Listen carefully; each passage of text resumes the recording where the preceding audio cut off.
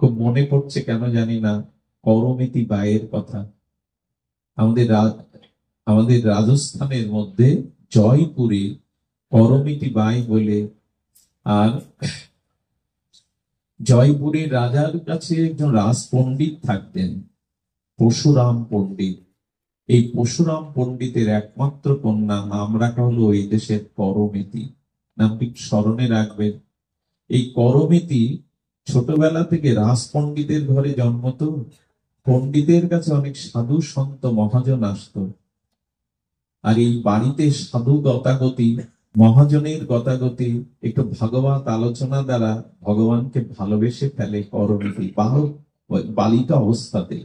তার হৃদয়ে ভগবানের এই নাম রূপ লীলা অসমত্ব মাধুর্য সৌন্দর্য অঙ্কিত হয়ে যায়।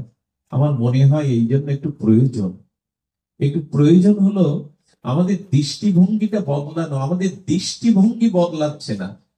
গৃহে আমরা যা আচরণ করি, সেখানে সকাল সন্ধ্যা ঝাঁস করতাল বাজিয়ে যদি একটু হরিবোল বলতেন, একটু নাম বলতেন, একটু যদি সাধুদের গতাগতি থাকতো, সন্তানদের মধ্যে কিছু না কিছু লক্ষণীয় বস্তু প্রবেশ করত।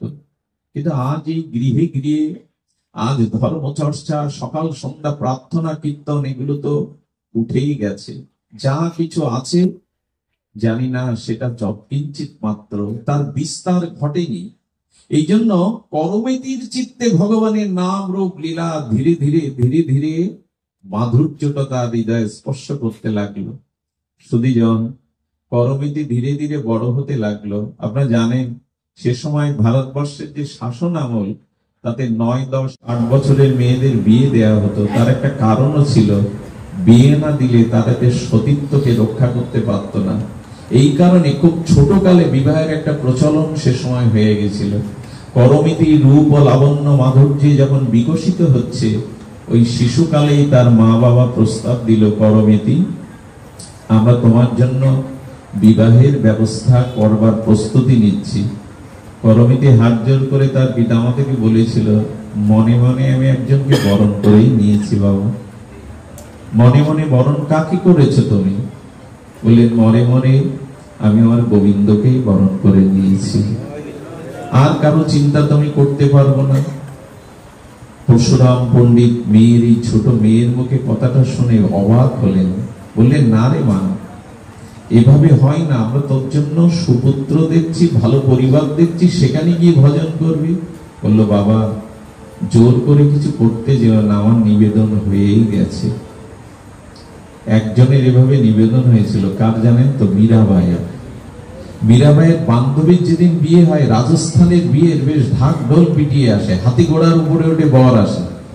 তো যখন ঘোড়ার পিঠে উঠে ওর বান্ধবীর বিয়ে হচ্ছে, মার আঁচল ধরে মীরা এসে বলছে, মা, কত আলো, আমার বান্ধবীর বর এসেছে ঘোড়ায় উঠে, আমার বিয়ে হবে না, আমার বর কবে আসবে?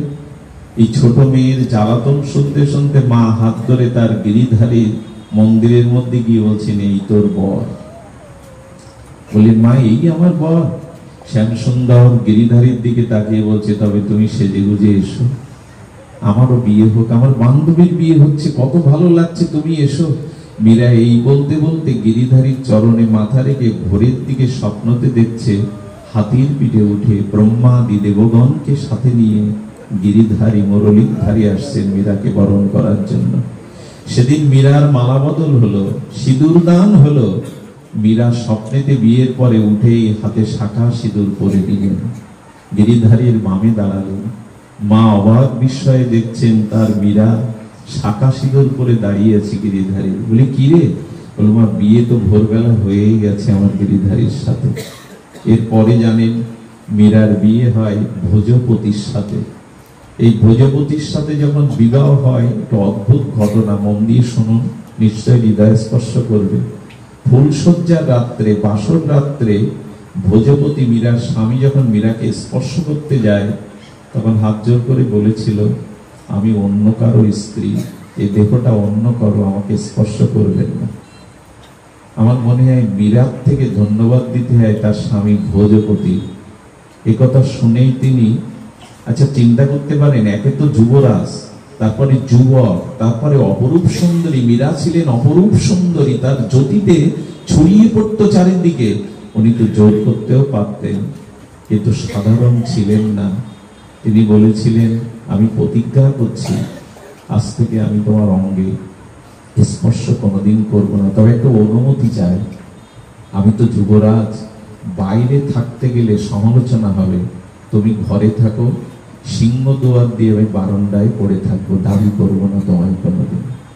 এরকম পাওয়া যায় তো? বলেন, গিরিধারীকেই আমি প্রতিরূপে করেছি। সারা রাত জেগে মীরা সঙ্গীত শোনাতো, গিরিধারীর সাথে তার অন্তরের অনুভব প্রেম আলাপ করত।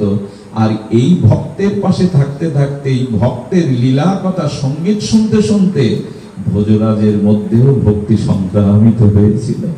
গিরিরাজ এত গিরিধারী এত সুন্দর, মুরলীধারী এত সুন্দর, ওই যে বাতাস লাগছে মীরার বাতাস, তাতে ভোজপতিরও চিত্ত আক্রান্ত হয়ে গেল।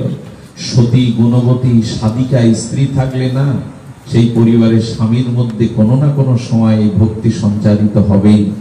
তো মীরাকে কখনো সে বাধা দেয়নি। একদিন দেখছে হোলির দিনে মীরা হোলি খেলতে খেলতে মানুষে শ্যামসুন্দরকে, হোলি খেলতে খেলতে শ্যামসুন্দর অন্তর্ধান হয়ে গেছে গোপীদের নিয়ে। মীরা বিছানা থেকে উঠে ওই লীলা স্মরণ করতে করতে ব্যাকুল হয়ে জানলার ধারে গিয়ে দেখছে আকাশ মার্গে তার শ্যামসুন্দর আসছে গোপীদের নিয়ে, আর বলছেন, এসো মীরা, হোলি খেলায় যোগদান করো। মীরা মানুষে আকাশ নেত্রে ছবির মতো গিরিধারী দেখতে গিয়ে ঝাঁপ দিতে গেছে। ভোজপতি পেছন দিকে দেখলেন মীরা তো এখান থেকে পড়ে খাদে পড়েই মরে যাবে, পেছন দিক দিয়ে জড়িয়ে ধরেছে। কি করছো তুমি? এখান থেকে পড়লেই তো খাদে মারা যাবে। মীরার চেতনা ফিরে এলো, কিন্তু ভোজপতি অন্তর দগ্ধীভূত হলে লাগলো, আমি প্রতিজ্ঞা করেছিলাম তোমাকে স্পর্শ, কিন্তু তাকে বাঁচানোর জন্য স্পর্শ করেছে। মীরার স্বামী বেশি দিন বাঁচেনি। এই দিন থেকে তার ভিতরে অনুশোচনা এসেছিল, আমি কেন স্পর্শ করলাম, প্রতিজ্ঞা কেন ভাঙলাম। এই অনুশোচনায় ধীরে ধীরে ধীরে ধীরে উনি মৃত্যুবরণ করেন। এরপরে মীরার শ্বশুর বাড়ির পরিবারে তাকে বিষ দিয়ে মারতে যায়, কতবার হত্যা করতে যায়, গিরিধারীকে ফেলে দিয়ে আসে। 3 দিন পর গিরিধারী এসে উপস্থিত হন আবার মীরার কাছে। কম অত্যাচার করেনি তার শ্বশুর বাড়ির লোকজন। মারা যাওয়ার সাথে সাথে পণ্ডিত এলো আর খবর কর্ম এসে বলছে, মীরা, আমাদের সনাতন বৈদিক সভ্যতায় বিধবাদের কেশ মুন্ডন করতে হয়, তোমার কেশ ফেলে দেওয়া হবে, শাখা সিঁদুর ভাঙা হবে। রুদ্র জ্যোতির্ময়ী মূর্তিতে মীরা দাঁড়িয়ে বলল, আমার গিরিধারী লাল আছে, আমি বিধবা নই, আমি চুল ফেলতেও পারবো না, শাখা সিঁদুর ভাঙতেও পারবো না। তার তেজের কাছে পরাভূত হয়ে ফিরে গিয়েছিল রাজরানী ভিখারিণী হয়ে। ব্রজের পথে পথে মীরা বেরিয়েছিল তার প্রিয় কর্মের উদ্দেশ্য। সংসার আত্মাকে বাঁধতে পারেনি, এই জগতের কোন আসক্তি তাকে বাঁধতে পারেনি। বৃন্দাবনে পথে পথে আর মীরা ভিখারিণী এইভাবে যখন 3 দিন না খেয়ে মীরা কখনো গাইছে, কখনো হাসছে, কখনো ব্রজের ধুলায় গড়াগড়ি যাচ্ছে, মীরার সেই দশা দেখে গিরিধারীর বড় ব্যথা লাগলো। গিরিধারী একটা বালকের রূপ ধরে ঢোল পিটিয়ে যেন ঢেড়ি পিটাচ্ছে, ওগো ব্রজবাসী, মীরা এসেছে ব্রজে। 3 দিন তার কিছু খাওয়া হয়নি। যে মীরাকে একটু প্রসাদ দিয়ে আসবে, রাধা রানী তাকে করুণা করবে। প্রসাদ এনে বৃক্ষের তলায় মীরার জন্য যখন পসরা সাজিয়েছে, মীরা বললেন, কে তোমাদের বললো যে আমি 3 দিন খাইনি? বলে, জানো না, এক বালক যেন আমাদের নগরে নগরে ঢেড়ি পিটিয়ে এলো, মীরা এসেছে, মীরা এসেছে, 3 দিন খাইনি। বুঝতে পারলেন আমি যাকে খুঁজতে পেরেছি সে আমার পেছনে আজও আছে, সে আমায় স্মরণ করছে। এরপরে মীরা বহু ক্রন্দনে ব্যথায় বিরহ ভোগ করতে করতে একদিন আদেশ পেলেন, মীরা, তুমি আমাকে মনে প্রাণে চেয়েছো, আমি তোমাকে স্ত্রী রূপেই সম্মান দেব, তুমি দ্বারকায় এসো। কারণ বৃন্দাবন গোপীদের জায়গা, রাধারানীর জায়গা। দ্বারকায় আমি দ্বারকাধীশ, সেখানে রুক্মিণী সত্যভামার সাথে সাথে তোমার স্থান দেব। দ্বারকার মন্দিরে গিয়ে দ্বারকাধীশের দিকে তাকিয়ে বলছেন, আর কতকাল রাখবে আমায়? নাও না তোমার নিত্য লীলাতে, তোমার নিত্য প্রেমময় সান্নিধ্যে আমাকে নিয়ে নাও। মীরা দুবাহ বাড়িয়ে চোখের জলে এই নিবেদন যখন করলেন, আপনাদের কি বলবো, দ্বারকাধীশ ভগবান মীরাকে দেহের মধ্যে আত্মসাৎ করে নিয়েছিলেন। মীরার কাপড়ের অংশটা গোবিন্দের মুখে পাওয়া গিয়েছিল, কোনো গল্প নয়। এমন করে অনেক সাধক লীন হয়ে গেছে পরম ব্রহ্ম পরম সুন্দরের সাথে, কারণ একাত্মা হয়ে গেছিল মীরা, সবকিছু নিয়ে নিয়েছিল। এই মীরার ধারাটা পেয়েছিল করমিতি। করমিতি মন প্রাণ ভগবানকে দিয়েছে, কিন্তু রাজ পণ্ডিত ভাবলো এটা মেয়ের আবেগ, মেয়ের আবেগ শোনা ঠিক নয়, তাকে পাত্রস্থ করা উচিত। নির্ধারণ হলো তার পাত্র। বিয়ের দিন যত এগিয়ে আসতে লাগলো, তীব্র বৈরাগ্যের অনাল জ্বলতে লাগলো করমিতির। আমার মনে হয় যাদের ভিতরে একবারে জেগে গেছে তাদের সংসার বাঁধতে পারে না। সংসার থেকে ভাব উদয় হওয়া ভালো, কিন্তু কেউ কেউ আছে জাল ছিঁড়ে বেরিয়ে যায়। দেখবেন জাল ফেললে পুকুরে না, কিছু মাছ আছে এত বুদ্ধিমান, তারা আগে থেকেই লাফ দিয়ে জালে ধরা পড়ে না। তো করমিতি সন্ধ্যার আধার দিকেই বেরিয়ে পড়লো ব্রজের উদ্দেশ্যে। শুনুন মন দিয়ে, ব্রজের উদ্দেশ্যে যেতে যেতে যখন ভোরের আলোতে প্রকাশ হয়ে গেল, করমিতি সংসার ত্যাগ করে চলে গেছে, সঙ্গে সঙ্গে পরশুরাম পণ্ডিত রাজার কাছে গিয়ে বলল, একটু সেনা পাঠান, আমার করমিতি একমাত্র সুলক্ষণা কন্যা, তাকে ছাড়া বাঁচব না। রাজা যখন চারিদিকে সেনাদি পাঠালেন, করমিতি এক মরুর বুকে গিয়ে কি দেখলো জানেন? এখানে কোনো গ্রাম নেই, লুকাবার কোনো জায়গা নেই, কিন্তু ভগবান তো একটা উপায় করবে। একটা উট মরে পড়েছিল, আর সেই উটের পেটটা খেতে খেতে সিগাল কুকুর শপথ সংকল প্রাণী খেতে খেতে ওর মধ্যে একটা মানুষ আস্ত বসে থাকতে পারে, উটের পেটটা, আর ওখানে পোকা, কি দুর্গন্ধ! এটা আপনি আমি তার কাছে যেতে পারবো না, কিন্তু ওর মধ্যেই ঢুকলো করমিতি। 3টে দিন ওর মধ্যে ছিল। বলতে পারেন ওই দুর্গন্ধে পোকামাকড়ে কি করেছিল? আচ্ছা, সিগাল কুকুর ওকে খায়নি, ওর মধ্যে থেকে করমিতি কি করেছিল জানেন? ভগবানের নাম জপ করতেছিল। নামের এমন মহিমা আছে না, নাম যদি হৃদয় থেকে উচ্চারিত হয়, নাম নিতে নিতে নাম নিতে নিতে নামই নামের মধ্যে প্রকাশ হতে হতে তার দেহটা এত চিন্ময় হয়ে যায়, বাইরের কোন অশুদ্ধতা তার কাছে আর পৌঁছাতে পারে না। আরে হরি নামে বিষ অমৃত হয়, অশুদ্ধতা শুদ্ধ আসে। আমি কি বলবো আপনাদের, নাম নিতে নিতে নিতে ওই মরা পচা দুর্গন্ধ পোকামাকড় সিগাল কুকুর ওকে ছিঁড়ে খায়নি, কারণ নামময় মূর্তিতে ওর মধ্যে বসে আছে। আমি আপনাদের বলবো, কিছু কিছু সাধুর পাশে যাবেন, তারা স্নান হয়তো করেনি 2-10 দিন, ওই একটা কাপড় কীর্তন করতে করতে ধুলায় মাখানো, কিন্তু তাদের পাশে গিয়ে দেখবেন একটা দিব্য গন্ধ আসে, পবিত্র গন্ধ।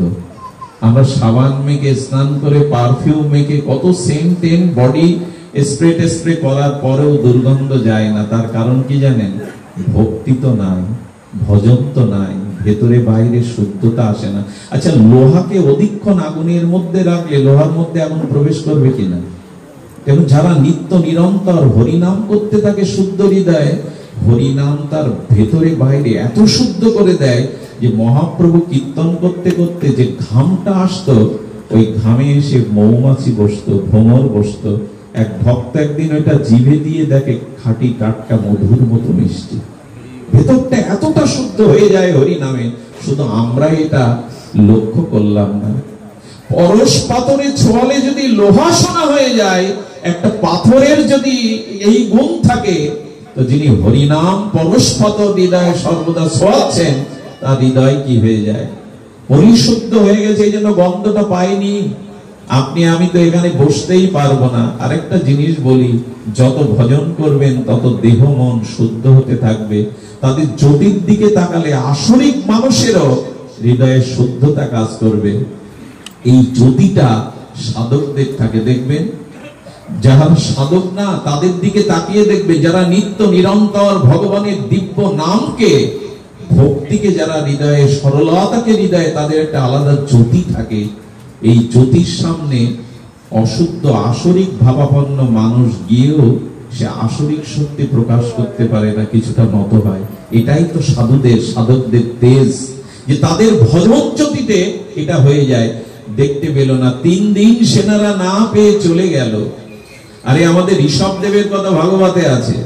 ঋষভদেব ভগবানেরই এক অবতার, তার এত সুনাম ছড়িয়ে পড়লো, তার কাছে রোগ সারাতে পুত্রহীন পুত্রের জন্য যেতে যেতে এত ভিড় লেগে গেল। ঋষভদেব বললেন, এই তালে তো আমার ভজনই হবে না। উনি কি করলেন জানেন? ভজনকে সুরক্ষা করবার জন্য উনি ওখানে মলমূত্র ত্যাগ যেখানে করতেন ওর পাশে বসে থাকতেন, যাতে এখানে কেউ এটা না দেখে আসে।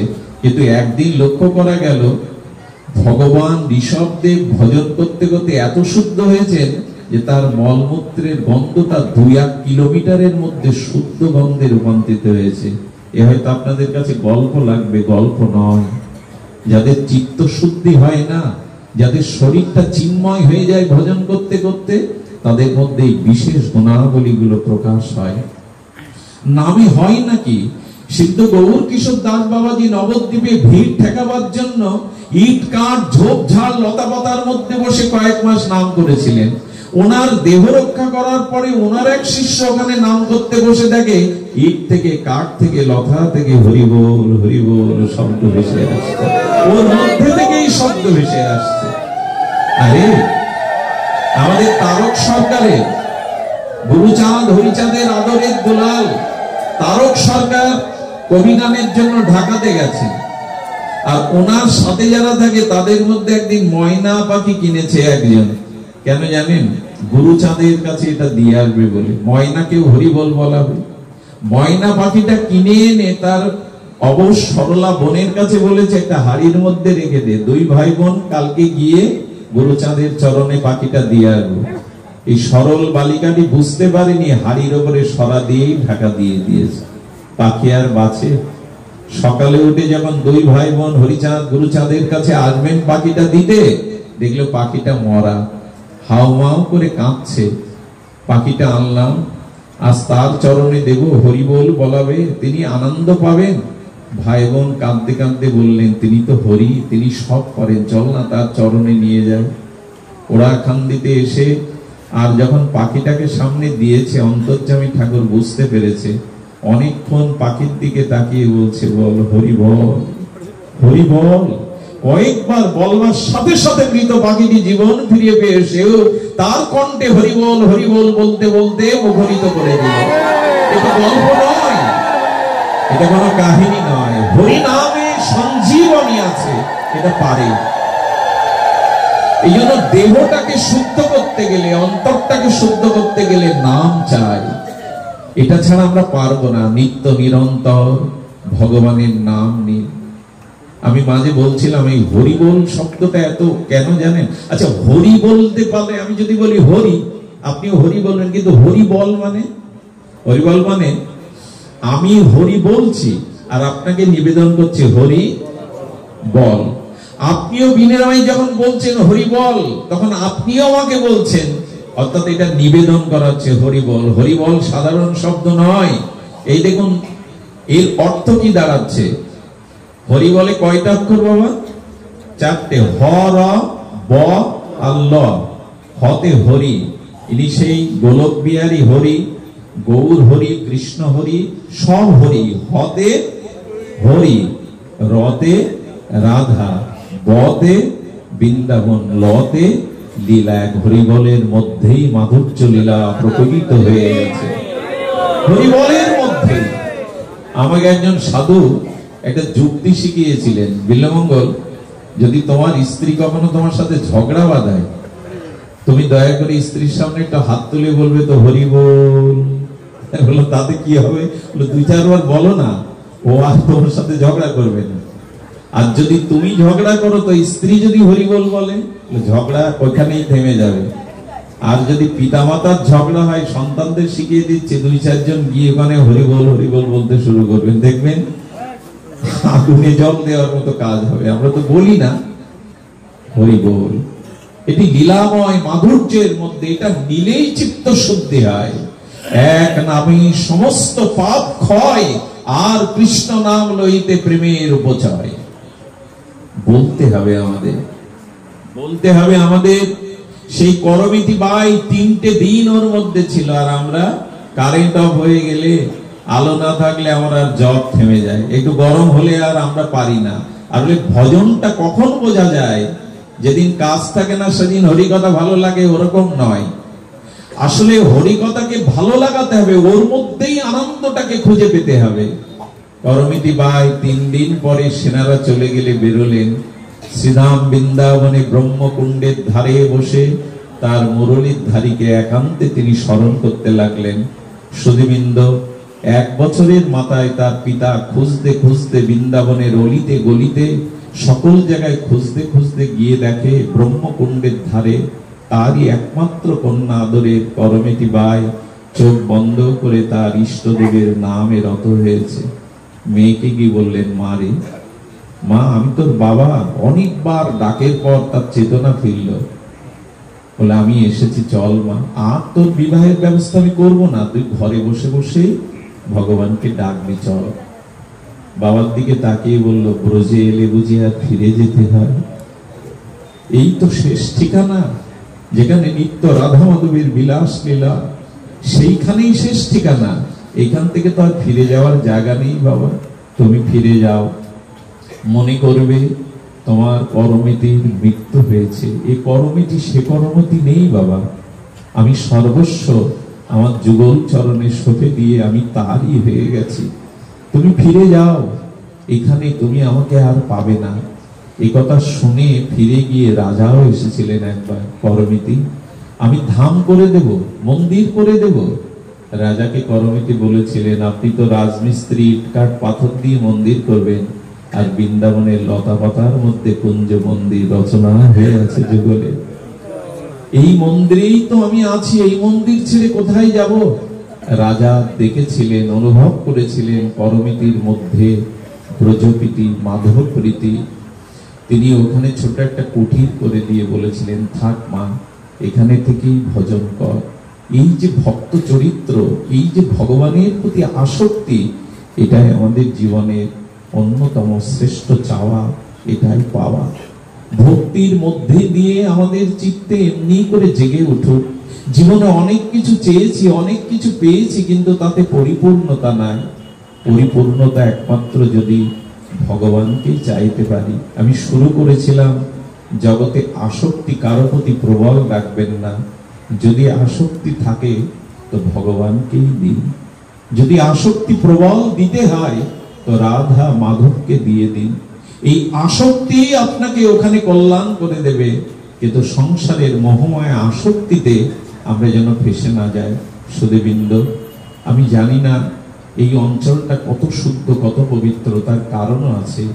প্রয়াত প্রাতঃস্মরণীয় প্রবোচ্চ চরণ গণেশ পাগলের স্থান এটা, ওনারই মহিমা এটা। না হলে আমার মতো নরকের নর্দমার মূর্খ এই নরাধম, এই উপস্থিতিতে আপনারা এত এত শুদ্ধ ভক্তগণ একত্রিত হতে পারেন, এটা আমার কাছে পরম প্রাপ্তির। আর এটা প্রাতঃস্মরণীয় পরম আচার্য দিনের বন্ধু গণেশ পাগলেরই মহিমা।